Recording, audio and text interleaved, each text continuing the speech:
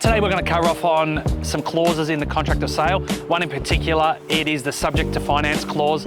I get a lot of questions surrounding this clause and I just wanted to share some information with you guys just to help you understand what that is and what it means to you as a buyer and also as a homeowner too. So, subject to finance clause is protection for a buyer.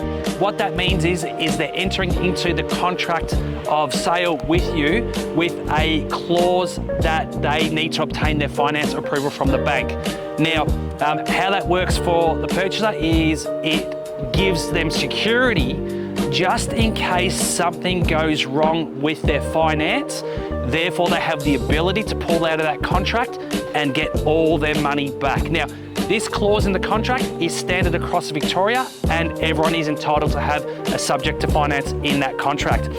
Secondly, what that means for an owner, it means obviously they have to wait the 2, maybe 3 weeks for their purchaser to obtain the finance. And once that time is up, it will specify in the contract when it is. Therefore, then the purchaser will say, yes, we're going ahead with the deal because the bank has lent them the funds for the purchase, or no, we weren't able to obtain it. Then therefore the house goes back on the market and is resold. So a bit of protection for the purchaser. There is another way in the contract which you can buy unconditionally, which we'll talk about another time, but hopefully that gives you a little bit of an insight on what your rights are. Now, just before I leave, it is a bit of a contentious issue subject to finance. I have seen agents try and cross this clause out in the contract, meaning you're buying unconditional. Don't ever get caught in that trap.